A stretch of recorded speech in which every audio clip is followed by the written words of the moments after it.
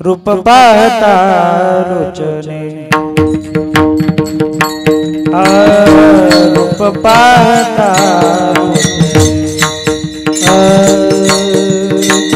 रूप पाहता लोचने रूप पाहता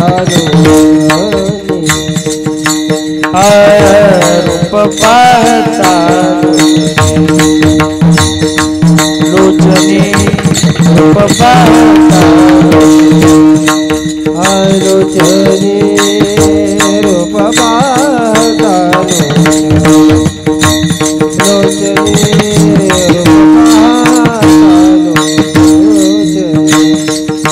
सुख झाले ओ साजने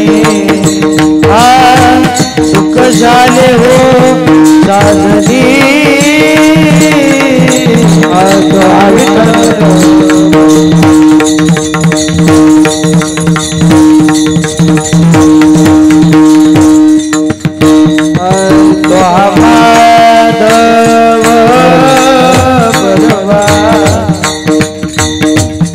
माधव बरवा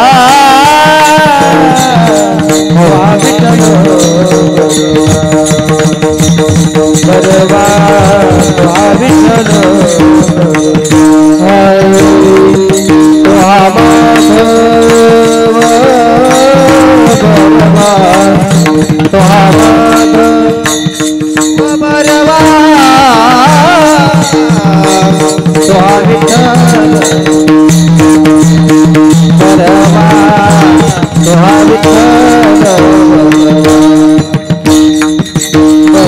विठ्ठल ताची जोडी जोडी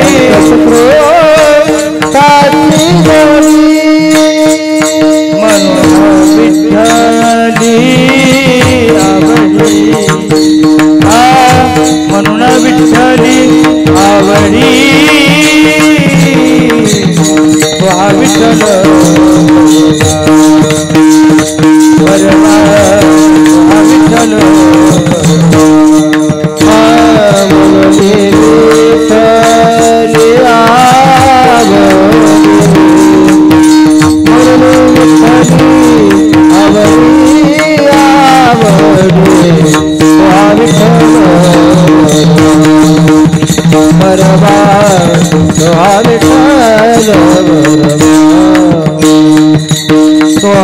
माधव बरवा बरवा माधव बरवा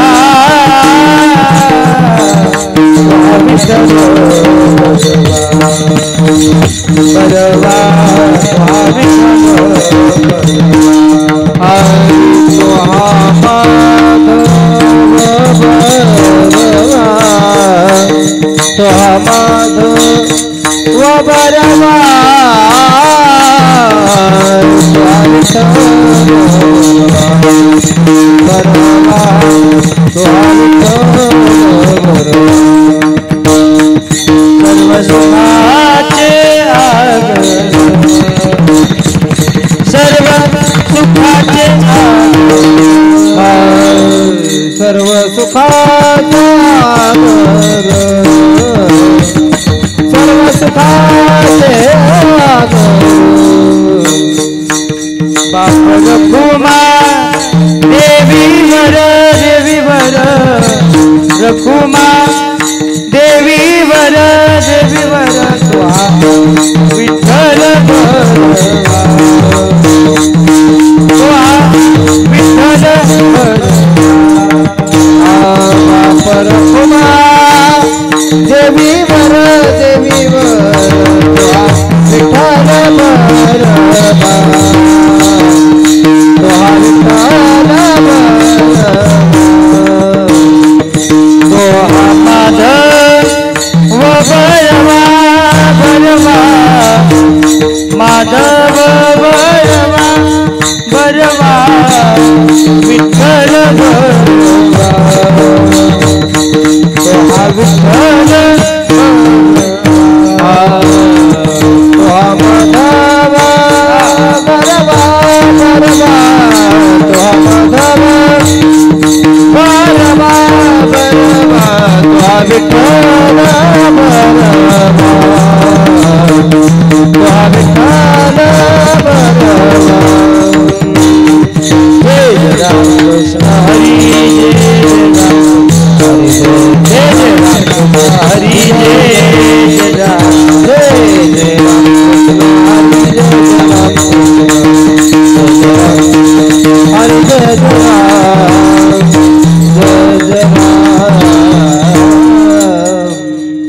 साथे आलिया ओळगाचा रंगरू साथे आलिया ओळगाचा साथे आलिया ओळगाचा साथे आलिया ओळगाचा काहीतरी संसार जाईल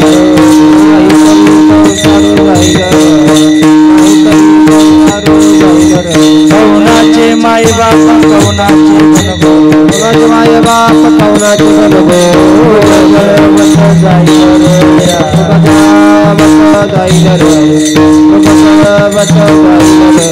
विषयाचे समसुख बिगडाचे बाबू विषयाचे समसुख बिगडाचे बाबराची सावली जाईल बाबराची सावली जाईल बाबराची सावली जाईल ज्ञानदेव मने पाहता पायी ज्ञानदेव मने पाहता पायी ज्ञानदेव मने पाहता पायी ज्ञानदेव मने पाहता पायी स्वप्नचे चैले जाईल रोया चैल जाईल रोया चैल जाईल रोया कौनाचे माय बाप कौनाचे माय बाप कौनाचे बलगो गजावत जाईल रोया गजावत जाईल रोया कुमारी कुमार कुमारी विठो कुमारी कुमार कुमारी कुमार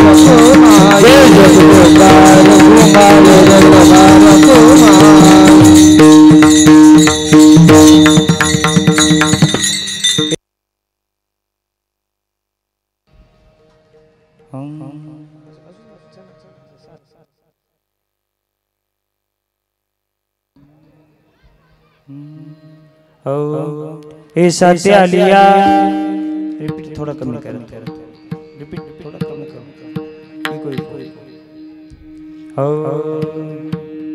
ए साथे आलिया हा ओके ओळगा शारंग धरू नाही तरी संसारू जाईल रया कम कर hello hello hello hello hello ए साथे आलिया ओळगा शारंग धरू नाही तरी संसारू जाईल रया कौनाचे मायबाप कौनाचे गणगोत्र मृग जळवत जाईल रया नमो विठ्ठला राजया पांडुरंगा नमो रुक्मिणी माऊली ज्ञानगंगा नमो पुंडलिका नमो चंद्रभागा नमस्कार माझा रुक्मिणी पांडुरंगा परब्रह्मीचा बोध प्रत्यक्ष दावी तयाची टीका वाचिता ज्ञानदेवी अति मूढ त्यानिले ब्रह्म भावा नमस्कार माझा श्री ज्ञानदेवा जयांची केली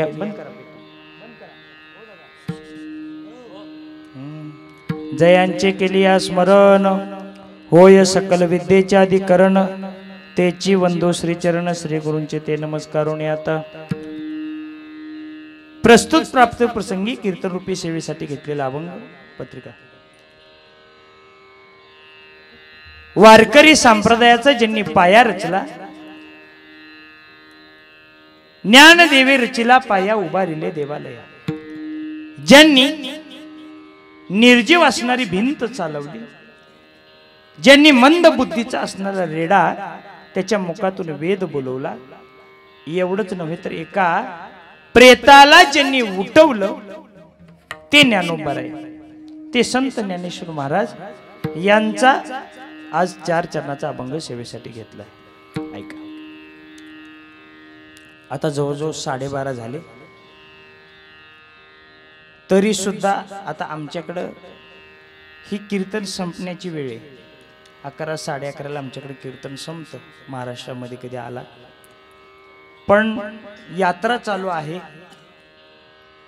पाऊस आला लोकांची धावपळ इकडे तिकडे झाली त्याच्यामुळे थोडंसं कार्यक्रम लेट सुरू झाला याच्यामध्ये आयोजकांचा काही अडचण म्हणजे आयोजकांची काही इथं म्हणजे आयोजकांचा यात काही दोष म्हणता येणार नाही निसर्गाच्या समोर कुणाला सुद्धा हो एक लक्षात ठेवा डोक्यात मधील एक गोष्ट लक्षात ठेवा सगळ्याच्या पुढे जावा पण निसर्गाच्या पुढे कधी जाऊ नका. निसर्गाच्या पुढे जर गेला तर घात झाल्याशिवाय राहणार नाही. ऐका, आज आपल्या या जगदंबेच्या ठिकाणी जगदंबेच्या उत्सवानिमित्तानं हा हडियाळ तालुक्यातील सातनळी या देवीचा वर्ष 14वे, बरोबर का? आणि या देवीच्या उत्सवानिमित्तानं हा सुंदर असणारा एक दिवसाचा म्हणजे आजचा कीर्तन सोहळा. खरं म्हटलं तर तुमची यात्रा आहे. आता नेमकं या दिवसाला कोणता सोहळा म्हणावा हे मला काय कळेना. तरी पण हा जो सुंदर असणारा लावण्यपूर्ण उपक्रम आहे आपला, की आपली यात्रा पण आहे. काल कुस्त्या झाल्या, त्याच्यानंतर आज कीर्तन आहे. उद्या मला वाटतं तुमचं अजून काय उद्या तुमच्या देवीची भव्य दिव्य मिरवणूक सोहळा आहे. परवा दिवशी पुन्हा कीर्तनाचं आयोजन आहे. म्हणजे यात्रेनिमित्तानं हा कीर्तन सोहळा तुम्ही या ठिकाणी आयोजित केलेला आहे. सर्व आयोजक संयोजक आदरणीय आमचे दादा यांच्या माध्यमातून या ठिकाणी येण्याचा योग आला. त्याचबरोबर आमचे परममित्र एकनाथ मडिवाळ यांच्या माध्यमातून या ठिकाणी येण्याचा योग आला. खरं म्हटलं तर ही भेट कशा निमित्ताने झाली तर त्यांचा विद्यार्थी इकडे बाळा, हा जो विद्यार्थी आहे हा आपल्या भागातील आहे. एकनाथ मडिवाळ, जरा उभं राहा.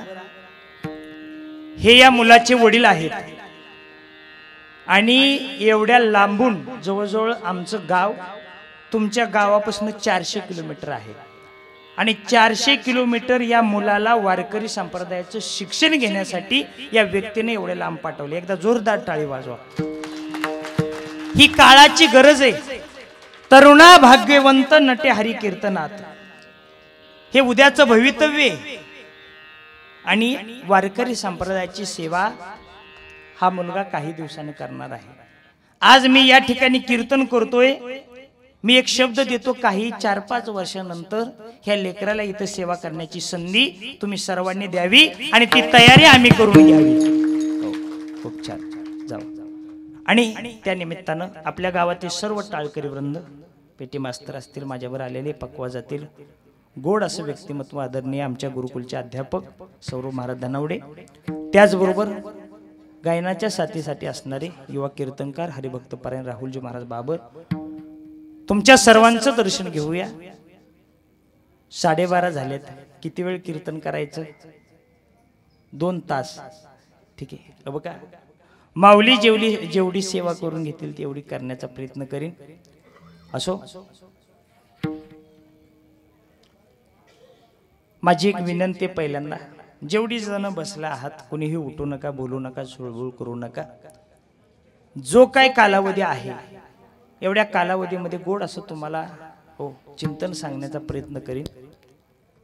ऐका, आजूबाजूला कोणी बोलू नका. जेवढी शांतता मला द्याल तेवढं काहीतरी चांगलं सांगण्याचा मी प्रयत्न करीन. ऐका, ज्ञानोबाराय म्हणतात, एसाते आली या वळगा शारंग धरून, नाही तरी संसारू जाईल रे. जन्माला आल्याच्या नंतर त्या शारंगधाराला ओळखा, असं ज्ञानोबाराय सांगत आहेत. आता तुम्ही म्हणाल, नेमका हा शारंगधर आहे तरी कोण? ज्ञानोबारायांनी कोणत्या शारंगधराला ओळखा असं म्हटलेलं आहे? तर ज्ञानोबाराय म्हणतात, शारंगधर म्हणजे पंढरीच्या पांडुरंगाचं नाव आहे शारंगधर. पंढरीच्या पांडुरंगाचं नाव आहे शारंगधर. ज्ञानोबाराय म्हणतात, जन्माला आल्याच्या नंतर त्या शारंगधराला, त्या विठ्ठलाला, त्या पांडुरंगाला ओळखलं पाहिजे.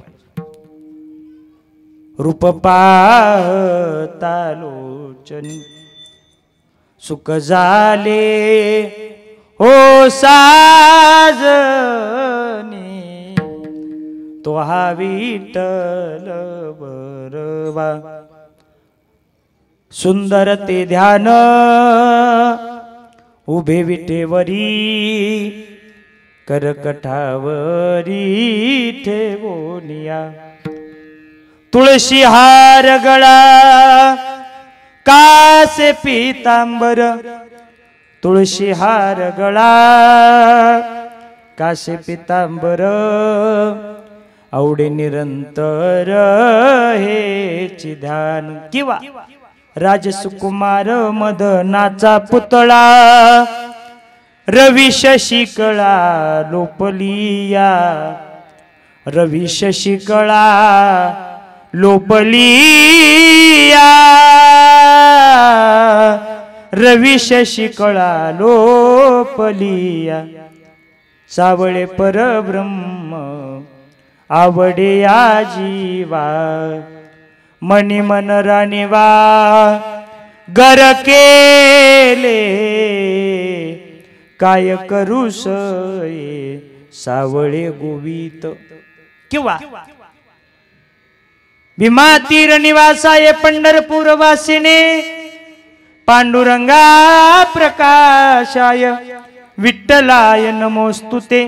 ज्ञानोबाराय म्हणतात, अरे बाबांनो, जन्माला आल्याच्या नंतर त्या शारंगधर रूपी असणाऱ्या भगवंताला, पांडुरंगाला ओळखलं पाहिजे. मुळात भगवंतानं हा नरदेह त्याला ओळखण्यासाठी दिलाय, त्याच्या भजनासाठी दिलाय, त्याच्या नामस्मरणासाठी दिलाय.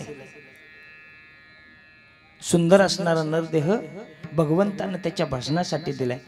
तो या झाला पाटा बाधिकेचा, देवे दिला देह भजना गोमटा. तो या झाला पाटा बाधिकेचा, देवे दिला देह भजना गोमटा. सुंदर असणारा नरदेह देवानं त्याच्या भजनासाठी दिलाय, त्याच्या नामस्मरणासाठी दिलाय. त्या देहाचा अनाठाई वापर करू नका. ऐका, पुनर्वित्तम पुनर्मित्रम पुनर्भार्या पुनर्मही, एतत् सर्वं पुनर्लभ्यम न शरीरम पुनः पुनः. ऐका, तुम्हाला सगळ्या गोष्टी पुन्हा पुन्हा भेटतील.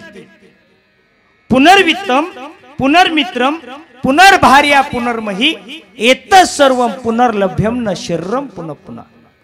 तुम्हाला सगळ्या गोष्टी पुन्हा पुन्हा भेटतील, पण हा मानव देह सहजासहजी भेटत नाही. आंधळ्याच्या हातामध्ये कावळा सापडावा तसा आपल्याला मानव देह मिळालाय. आंधळा व्यक्ती रोज सकाळी उठायचा, नदीवर जायचा, पाण्यामध्ये बुडी मारायचा, आंघोळ करायचा आणि बाहेर आला की टाळी मारायचा आणि निघून जायचा. त्याचा रोजचा दिनक्रम होता. एक दिवस राजाच्या सेवकांनी दौंडी पेटवली. ऐका हो ऐका, जो कोणी महाराजांना कावळा पकडून देईल त्याला 5,000 रुपयाचं बक्षीस दिलं जाईल. हे कुणी ऐकलं? आंधळ्यानं. आंधळा म्हटलं, आपल्या बाप जन्मात आपल्याला काय कावळा सापडणार. आंधळ्यानं ऐकलं आणि इकडून सोडून दिलं. आंधळा गेला नदीवर. रोजच्या नित्य नेमानं त्यानं पाण्यामध्ये बुडी मारली, आंघोळ केली आणि बाहेर येऊन टाळी माराय गेला. तसं त्याच्या हातामध्ये सापडला कावळा. त्यानं नीट असं दाबलं तर काव काव आवाज आला. त्याला एवढा आनंद झाला, तो म्हटला, दैव योगानं कावळा सापडलाय. एक काम करूया, असे 5 कावळे पकडूया, 5 25,000 रुपये घेऊया. म्हणून दुसरा कावळा पकडाय गेला. पहिला कावळा त्यानं असा बगल दाबून ठेवला आणि जसा दुसरा कावळा पकडाय गेला, तो प्रेम होता तो पण. आता किती टाळी मारले ह्याला कावळा सापडल. तसा आपल्याला हा मानव देह मिळालाय. खाया पिया सुख से सोया, नाहक जमाना खोया. खाया पिया सुख से सोया, नाहक जमाना खोया. ओ भज मन नारायण, ओ भज मन नारायण, ओ भज मन नारायण, ओ भज मन नारायण. किंवा राम नाम की लूट लूट सके तो लूट ले. राम नाम की लूट पाचे पछताओगे प्राण, जब ही जाए छूट कबीरा. प्राण जब जाए छूट. एकदा का त्याचा बुलावा आला, मग तिथं सुटका कुणाची नाही. म्हणून सांगतो, मिळालेल्या देहाचा अनाठाई वापर करू नका. या देहामध्ये आल्याच्या नंतर काय करा, त्या देवाचं भजन करा, त्या देवाचं नामस्मरण करा. ऐका, हा देह सहजासहजी भेटत नाही. म्हणून मी मगाशी सांगितलं, पावला हा देह कागटाळी न्याय, आंधळ्याच्या हातामध्ये कावळा सापडावा तसा आपल्याला मानव देह मिळालाय. एक वाक्य सांगू का? ज्ञानोबा रायानंतर समाधी नाही, तुकोबा रायानंतर वैकुंठागमन नाही. ज्ञानोबा रायानंतर समाधी नाही, संत तुकोबा रायानंतर वैकुंठागमन नाही. छत्रपती शिवाजी महाराजांनंतर या जगामध्ये पुन्हा छत्रपती नाही. श्रीरामानंतर आचरण नाही, रावणानंतर श्रीमंती नाही, गरुडानंतर भरारी नाही, कर्णानंतर औदार्य नाही, मृत्यूनंतर भय नाही, एक आईनंतर प्रेम नाही. एकदा का मानव देह गेला, तुम्ही कितीही प्रयत्न करा, तुम्हाला मानव देह नाही. म्हणून सांगतो, या देहाचा अनाठाई वापर करू नका. या देहामध्ये आल्याच्या नंतर त्या देवाचं भजन करा. आता खरं म्हटलं तर दादा, या जगामध्ये लोक देव नाही असंही म्हणायला लागली. आता तुम्ही सांगा मला, या जगात देव आहे का नाही? देव आहे. देवाचं अस्तित्व आपल्याला मान्य केलं का नाही? देव जर नसता तर लॉकडाऊन मध्ये आपल्याला कळलं असतं. हो, ज्यांनी देवाला कधी मांडलं नाही त्यावेळी लोक म्हणू लागले, देवा बाबा एवढ्या मोठ्या महामारीतून मला वाचव. खरंय का नाही? या जगामध्ये देव आहे. देवाचं अस्तित्व आपल्याला मान्य केलं पाहिजे. आता तुम्ही म्हणाल, नेमका देव आहे कुठं? देव इकडे तिकडे बघायची गरज नाही. देव आहे, देव आहे, हृदय मंदिरी शोधून पाहे. ज्ञानोबा यांनी हरिपाठामध्ये सांगितले, सर्वा घटी राम देहादेई एक आणि सूर्यप्रकाशक सहस्ररश्मी. तो भगवंत आहे, पण कुठे? माणसामध्ये आहे. अजून एक गोष्ट सांगू, ज्या दिवशी तुम्ही माणसातला देव ओळखाल त्या दिवशी तुम्हाला देव भेटल्याशिवाय राहणार नाही. तो देव आपल्या जवळ. कुठे शोधिसी रामेश्वर, कुठे शोधिसी काशी, कुठे शोधिसी रामेश्वर, कुठे शोधिसी काशी. हृदयातील भगवंत राहिला, हृदयातून उपाशी. कुठे शोधिसी रामेश्वर. देव इकडे तिकडे बघायची गरज नाही, देव आपल्यापाशी आहे. जोपर्यंत तुम्ही माणसातला देव ओळखत नाही तोपर्यंत तुम्हाला देव कळणार नाही. म्हणून ज्ञानोबा राय म्हणतात, अरे बाबांनो, जन्माला आल्याच्या नंतर त्या शारंगधराला ओळखलं पाहिजे. जर का जन्माला येऊन त्या जर शारंगधराला तुम्ही ओळखलं नाही तर तुम्हाला जन्माला येऊन शून्य किंमत आहे. म्हणून जन्माला आल्याच्या नंतर त्या भगवंताला ओळखलं पाहिजे, त्याचं भजन केलं पाहिजे, त्याचं नामस्मरण केलं पाहिजे. ऐका, त्या देवाला ओळखणं खूप सोपं आहे. फक्त आजपर्यंत आपण त्याला ओळखण्याचा प्रयत्न केला नाही. 16.5 वर्षाची मुलगी, 16.5 वर्षाची, बापाची ओळख नाही, आई वेश्या आहे. संपूर्ण गाव त्या मुलीला वेशीची मुलगी, वेशीची मुलगी म्हणून नाव ठेवते. एक दिवस राजाच्या सेवकांनी दौंडी पेटवली. ऐका हो, ऐका हो, ऐका, जो कोणी राजाच्या, ऐका, ती मुलगी, तिला संपूर्ण गाव वेशीची मुलगी, वेशीची मुलगी म्हणून नाव ठेवायचं. आणि नाव ठेवत असताना तिला ते ऐकताना जड वाटू लागलं. तिने विचार केला, हे असं ऐकण्यापेक्षा कुठंतरी मी जाऊन जीव देते. म्हणून 16.5 वर्षाची मुलगी जीव देण्यासाठी जंगलामध्ये आली. आणि आता जीव देणार एवढ्यात तिच्या कानावर देवाचं भजन ऐकू आलं. विठ्ठल माझा माझा माझा माझा माझा विठ्ठल माझा मी विठ्ठलाचा. तिला ते भजन ऐकल्याच्या नंतर विचार केला, या देहाचा अनाठाई वापर करण्यापेक्षा हा देह कुठंतरी देवाच्या चरणी किंवा संतांच्या चरणी लीन करूया. म्हणून 16.5 वर्षाची मुलगी चालत चालत चालत अलंकापुरात येते. अलंकापूर म्हणजे आळंदी. आता ज्ञानोबरायाची जिथं समाधी आहे तिथं ती पोहोचली. एखादी मुलगी ज्यावेळेस नांदायला जाते आणि नांदाय गेलेली मुलगी ज्यावेळेस आपल्या माहेरात येते, आल्याच्या नंतर आपल्या आईला कडकडून मिठी मारते. तसं आवाज कमी करा की सर त्याचा.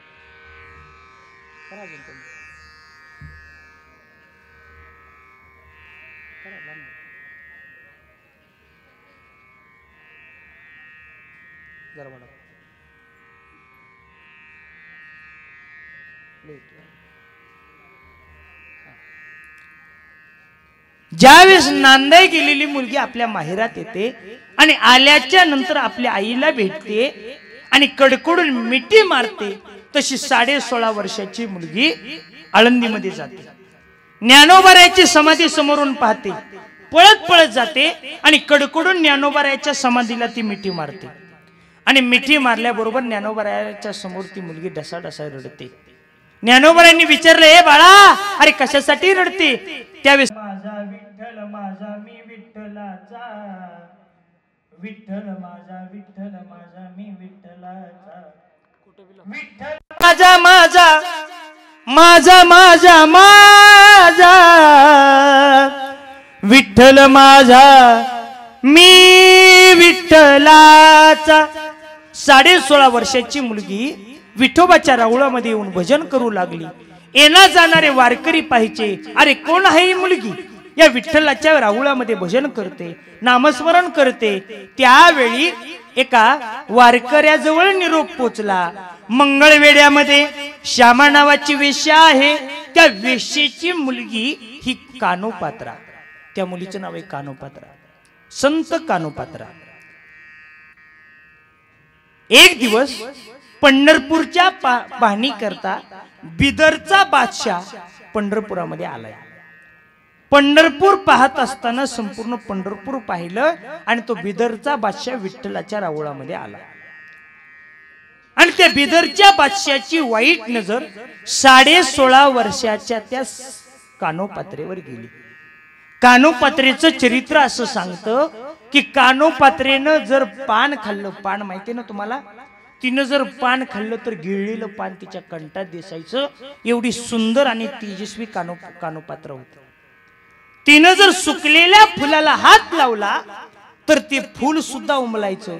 एवढी तेजस्वी आणि सुंदर 16.5 वर्षाची कानोपात्र होती. आणि ऐका, बिदरच्या बादशाने एका शिपायाला सांगितलं, कोण आहे ही मुलगी? या मुलीला म्हणाव विठ्ठलाच्या राऊळात भजन करण्यापेक्षा हिला म्हणाव माझ्या दरबारात येऊन नाचकाम कर. बघा काय सांगितलं, या मुलीला म्हणाव या विठ्ठलाच्या राऊळात भजन करण्यापेक्षा हिला म्हणाव माझ्या दरबारात येऊन नाचकाम कर. हे एका वारकऱ्याने ऐकलं. वारकरी पळत पळत गेला आणि वारकरी म्हणू लागला, कानोपात्रा, आजपासून तुला विठोबाचं राऊळ सोडावं लागणार आहे. आजपासून तुला विठोबाच्या राऊळामध्ये भजन करता येणार नाही. 16.5 वर्षाची मुलगी बाबाला विचारते, बाबा तुम्ही का मला भजन करून देत नाही? त्यावेळेस 16.5 वर्षाच्या कानोपात्रेला सांगितलं, आजपासून तुला विठोबाचं राऊळ सोडून एका बादशाच्या दरबारात नाचकाम करावं लागणार आहे. तेव्हा 16.5 वर्षाची मुलगी म्हणू लागली, बादशाच्या दरबारात नाचकाम करण्यापेक्षा मी या देहाला संपवते. 16.5 वर्षाची कानोपात्रा पळत पळत जाते, श्री पांडुरंगाच्या चरणाला मिठी मारते आणि आपला देह पांडुरंगाला अर्पण करते. ऐका, माझा दृष्टांत आताशी सुरू झाला. संपूर्ण पंढरपुरामध्ये बोबाटा सुरू झाला. एका वेश्येच्या मुलीने देवाला पाठवलं, देवाला शुचिरभूत करा, देवाला स्नान घाला, देवाला आंघोळ घाला. एका वेश्येच्या मुलीने देवाला वाटवलं. त्यावेळेस अनंत शास्त्री काका तिथं आले आणि काकांनी सांगितलं, अरे बाबांनो, साक्षात पंढरीनाथाच्या पायावर या मुलीने आपला देह ठेवला आहे.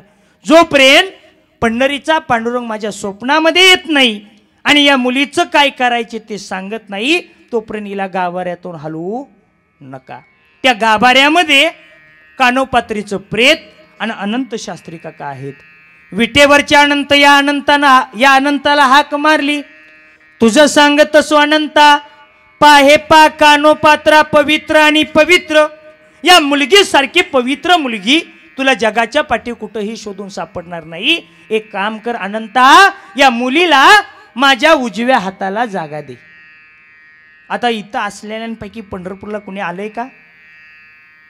पंढरपूर कुणी बघितलंय? हात वर करा पंढरपूर बघितल्या लोकांनी. बघा तुम्ही पंढरपूरला आलाय. पंढरपूरला गेल्याच्या नंतर पहिल्यांदा पांडुरंगाचं दर्शन का कानोपात्रीच्या झाडाचं? कुणाचं? कानोपात्रीचं. याचं कारण आहे एक रचिव गाणे. एका वेशीची मुलगी भक्ती करून धन्य झाली, कानोपात्राला देवानं मंदिरात जागा दिली. याचं कारण एकच आहे, त्या कानोपात्रेनं 16.5 वर्षाच्या मुलीनं त्या देवाला ओळखण्याचा प्रयत्न केला. तुम्ही आम्ही सुद्धा त्या देवाला ओळखू शकतो, पण आपण ओळखून घेण्याचा प्रयत्न करत. सोपी गोष्ट सांगू का तुम्हाला? 24 तासातील देवासाठी 5 मिनिटं द्या. बघा 24 तासातील देवासाठी फक्त 5 मिनिटं द्या. तुम्ही मनापासून 5 मिनिटं दिली, तो देव 23 तास 55 मिनिट तुमच्या मागं पुढं राहून तुमचं रक्षण करत असतो. पण 5 मिनिटं का होईना त्या देवाला मनापासून दिली पाहिजे. त्या देवाचं भजन केलं पाहिजे, त्या देवाचं नामस्मरण केलं पाहिजे. देवानं सुंदर असणारा नरदेह त्याच्या भजनासाठी दिलाय, त्याच्या नामस्मरणासाठी दिलाय, त्याला ओळखण्यासाठी दिलाय. त्या देहाचा अनाठाई वापर करू नका. त्या देवाला ओळखण्याचा प्रयत्न करा. आपण त्या देवाला का ओळखत नाही या गोष्टीचं कारण तुम्हाला सांगतो. आपण त्या देवाला ओळखत नाही याचं कारण एकच आहे, आपण संसारामध्ये गुरफटलोय. आपण कशामध्ये गुरफटलोय? संसारात. आणि संसारामध्ये दुःख आहे आणि दुःखाच्या ठिकाणी देवाला ओळखता येत नाही. राजा दुखिया प्रजा दुखिया, सुखिया कोई नहीं रे, जो देखे सो दुखिया बाबा, सुखिया कोई नहीं रे. या जगामध्ये कोणी सुद्धा सुखी नाही, सगळे दुःखी आहेत. कारण संसाराचं वर्णन करत असताना संतांनी सांगितलेलं आहे, संसार दुःखमुळं चहूकडे इंगळ, विश्रांती नाही कोटे, रात्रंदिवस तळमळ, काम क्रोध लोभ शुनी, पाटी लागले ओढाळ, कवनामी शरण जाऊ दृष्टी देईल निर्मळ. किंवा दुःख बांधवडी आहे हा संसार, सुखाचा विचार नाही कोटे. संसारामध्ये केवळ दुःख आहे आणि दुःखामध्ये देवाला ओळखता येत नाही. अजून सोपं सांगू का? संसारात दुःख कसं आहे माहिती आहे का? सुख पाहता जवा पाड आणि दुःख पर्वता एवढे. तुमच्याकडं मोहरी आहे का? मोहरी टाकताना तुम्ही, मग सुख केवढे माहिती आहे का? त्या मोहरी एवढं सुख आहे संसारात. आणि दुःख, हा बोलू नका तिकडं मागं बरं का, मागं कोण बोलते बघा. विठ्ठल विठ्ठल विठ्ठल विठ्ठल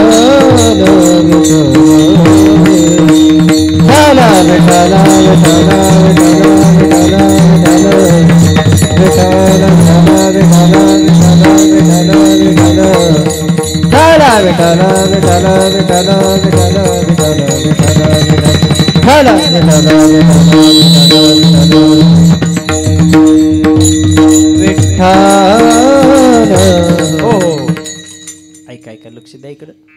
मी खूप जीव ओतून तुमच्या समोर सांगतोय बरं का.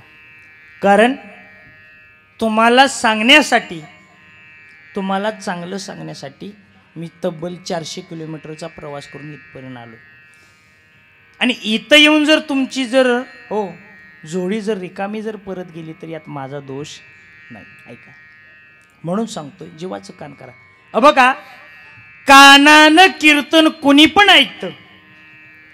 कीर्तन ऐकताना डोळ्यानं ऐकलं पाहिजे, तेव्हा ते कीर्तन कळतं. काय म्हणतोय? कानानं कीर्तन कुणी पण ऐकतं. कीर्तन ऐकताना डोळ्यानं कीर्तन ऐकायचं, तेव्हा ते कीर्तन कळतं. ऐका, मी सांगत होतो संसारामध्ये सुख कसं आहे, त्या मोहरीच्या खड्या माहिती आहे ना, मोहरीचा त्या मोहरी एवढं सुख आहे. आणि दुःख किती आहे माहिती आहे तुम्हाला संसारात? पर्वता एवढं दुःख आहे.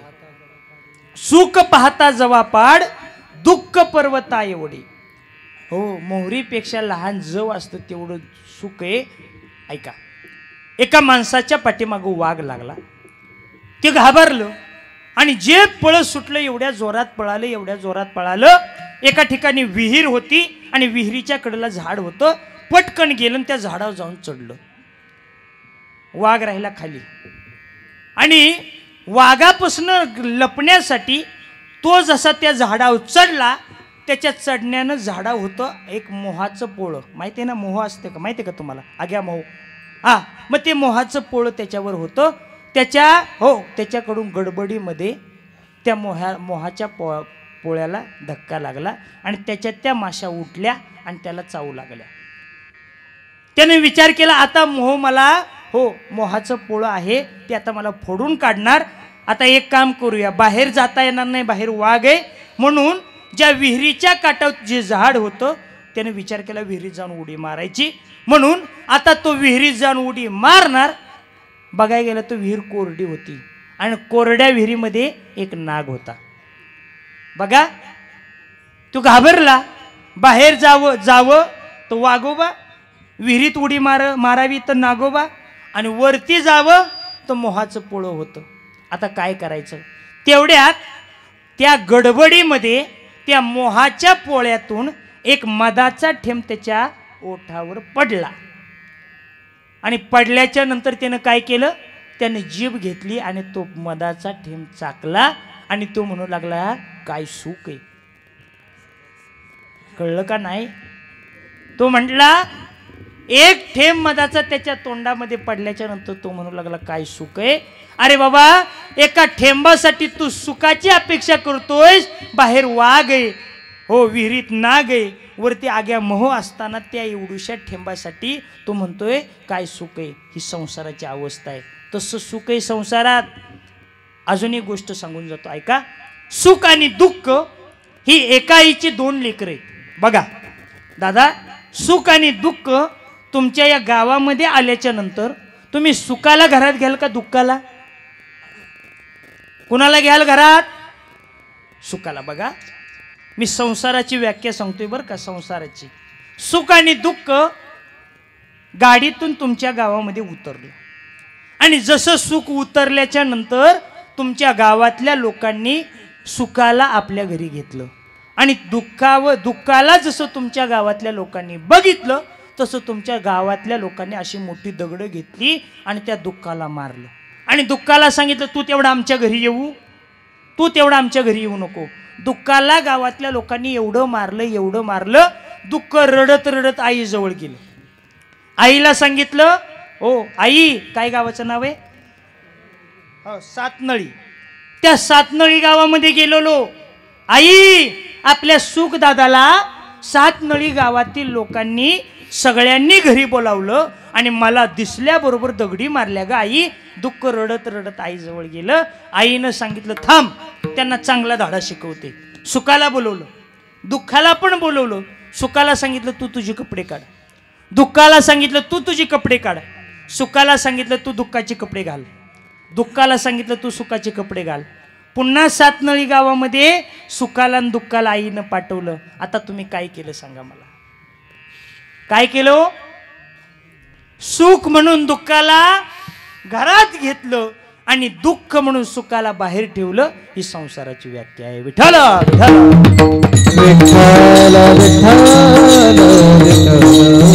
हो, संसारात दुःखच आहे, संसारात सुख नाही. एक वारकरी पंढरपूरला निघाला होता. जाता जाता पत्नीनं सांगितलं, मालक पंढरपूरला जायच्या आधी घर पहिल्यांदा मुलींना भेटा आणि मग पंढरपूरला जा. आता तो वारकरी होता, पंढरपूरला जाणार होता.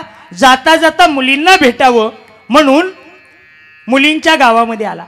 त्या वारकऱ्याच्या दोन्ही मुली एकाच गावामध्ये दिल्या होत्या नांदायला. ऐका, म्हणून तो वारकरी आला आणि पहिल्या मुलीच्या घरी गेला. तसं त्या मुलीला आनंद झाला. बघा तुम्ही, प्रत्येक मुलीचं बापावर प्रेम असतं, असतं का नाही? मुलीचं बापावर जीवापाड प्रेम असतं. बापाच्या हृदयाचा हो तुकडा म्हणजे मुलगी. बरं का, काय म्हणतोय? बापाच्या हृदयाचा तुकडा म्हणजे मुलगी. काय झालं? तो वारकरी आला आणि जसा वारकरी आला तसं पहिल्या मुलीच्या घरी गेला. त्या मुलीला एवढा आनंद झाला, माझा बाप माझ्या घरी आलेला आहे. बापाला पळत पळत जाऊन त्या कडकडून बापाला मिठी मारली. बापाला मिठी मारल्याबरोबर बापाच्या हातातली पिशवी घेतली आणि बापाला घरामध्ये घेतलं. बाबा कसं काय आला असं म्हटल्याबरोबर त्या बापानं सांगितलं, उद्या वारीला जाणार आहे. आईनं सांगितलं जाता जाता मुलींची भेट घेऊन जावा म्हणून इथपर्यंत पोचलो. बाळा तू कशी आहेस? मग मुलीनं सांगितलं, बाबा तुमच्या आशीर्वादानं मी चांगले. बाळा तुझ्या घरातली कशी आहेत? सासू कशी आहे? बाबा चांगले, आई सारखीच आहे. बाळा सासरा? बाबा सासरा शेम तुमच्यासारखा आहे, कधी एका शब्दानं मला दुखवत नाही. बाळा तुझा नवरा? मुलगी लाजली आणि मुलगी म्हटली, बाबा नवरा माझा शब्दाबाहेर जात नाही, मी म्हणल तसं करतो. होय, बर बर बर बर. ऐका, मग बापानं चहा पाणी केलं, जेवण झालं, गप्पा संपल्या. जाता जाता मुलीला सांगितलं, बाळा मी आता वारी झाल्याच्या नंतर निवांत तुला भेटा येईन. मग जात असताना मुलीचं तोंड पडलं होतं. बापाने विचारलं, बाळा अरे तू काही नाराज आहेस का? काही दुःख आहे का? बापाला पोरगी म्हणला, नाही बाबा. बापानं सांगितलं, अरे बाळा तुझा चेहरा मला सांगतोय तू नाराज आहेस, काय दुःख सांग ना मला. मग पोरीनं सांगितलं, बाबा तुम्ही उद्या पंढरपूरला जाणार? बाबा तुम्ही उद्या वारीला जाणार? माझी एक विनंती पांडुरंगाला सांगाल? बोल ना बाळा. सांगतो. माझ्या मालकानं या वर्षी जवळजवळ 50 एकरला ऊस केलाय. काय? माझ्या मालकानं या वर्षी 50 एकरला ऊस केलाय. तुमच्या पांडुरंगाला म्हणाव या वर्षी जरा पाऊस लवकर पाठव. एवढंच. अगं काही काळजी करू नको, माझ्या पांडुरंगाला निरोप पोहोचवतो, काळजी करू नको. बापानं पिशवी घेतली आणि संध्याकाळच्या मुक्कामाला दुसऱ्या मुलीच्या घरी गेला. त्याच गावात, एक खालच्या वाडीत एक दुसऱ्या वरच्या वाडीत. आणि जसं दुसऱ्या मुलीनं सुद्धा बापाला बघितलं तसं तिला सुद्धा आनंद झाला. बापाच्या हातातली पिशवी घेतली, बापाला घरामध्ये घेतलं, बापाला पाण्याचा तांब्या दिला, चहापान झालं, गप्पा सुरू झाल्या, जेवण झालं. आणि गप्पा चालू असताना त्याही मुलीला विचारलं, बाळा तुझं कसं आहे? मग त्या मुलीनं सांगितलं, बाबा सगळं चांगलं आहे, मालक चांगला आहे, सासू सासरे चांगलेत, दीर ननंद हो सगळे चांगलेत, माझ्या जीवापाड प्रेम करतात. मग बाळा काय अडचण आहे? मग त्या मुलीनं सांगितलं, बाबा उद्या तुम्ही पंढरपूरला जाणार आहे? हो बाळा. अडचण एका गोष्टीची आहे की बाबा माझ्या मालकानं या वर्षी 1,00,000 वीट छापली. किती? 1,00,000 वीट छापली. तुमच्या पांडुरंगाला म्हणावं यंदाच्या वर्षी जरा 2-4 महिने पाऊस लेट येऊ दे. कळतंय का नाही? आता त्या वारकऱ्यानं नेमकं काय करायचं? एका मुलीसाठी पाऊस पडू दे का एका मुलीसाठी पाऊस नको पडू दे? या गोष्टीचं गारानं पांडुरंगाला सांगावं. ही संसाराची व्याख्या आहे. म्हणून त्या संसारामध्ये गुरुपटल्यामुळं तुम्हाला देवाला ओळखता येणार नाही. कारण तिथं संसारात केवळ दुःख आहे आणि दुःखामध्ये देवाला ओळखता येत नाही. मग तुम्ही म्हणाल देवाला कुठं ओळखता येतं? अरे बाबांनो, संसार सोडला पाहिजे. म्हणजे संसार सोडला पाहिजे तसं नाही, प्रपंची असूनही परमार्थ साधावा, वाचे आटवावा पांडुरंग. तुम्हाला प्रपंच करत करत परमार्थ केला पाहिजे, त्या देवाला ओळखण्याचा प्रयत्न केला पाहिजे. संसार कुठंतरी बाजूला केला पाहिजे, कारण संसारामध्ये दुःख आहे. आणि सुख कुठे तुम्हाला एक सांगतो, सुख या मंडपामध्ये. काय म्हणतोय मी? सुख या जगदंबेच्या मंदिरामध्ये एकदा का तुम्ही या मंदिरातनं बाहेर गेला, या मंडपातून बाहेर गेला की तुमची दुःख तुमच्या डोक्यामध्ये घुसणार. आता सांगा मला, सातनळी गाव सगळं इथं बसलंय, असा कुणी इथं या मंदिरात बसलाय का देवीच्या मंडपात की अख्ख्या सातनळी गावचं दुःख त्याच्या डोक्यात येईल म्हणून इथे येऊन बसलाय? ऐका, दुःख कुणाला दुःख डोक्यात ये म्हणून कीर्तनात येऊन बसायची वेळ आले का इथं? कारण तुम्ही सगळ्यांनी तुमची दुःख या मंडपाच्या बाहेर ठेवलीत आणि सुखासाठी इथपर्यंत आलाय. कारण हे सुखाचं ठिकाणी, सुख एक दोन ठिकाणी, संतांजवळ, देवाजवळ. सर्व सुखाचे आगर बाप रखुमादेवीवर, सर्व सुखाचे आगर म्हणे नरहरी सोनार, किंवा सर्व सुखाचे आगर जने म्हणे शारंगधर. सुखरूपाईसा तुझ्या कोणी सांगा, माझ्या पांडुरंगा सारिका तो. म्हणून ज्ञानोबारे म्हणतात, जन्माला आल्याच्या नंतर त्या शारंगधरला ओळखलं पाहिजे. अभंगाचं पहिलेच ए साथे आली ओळगा शारंगारू.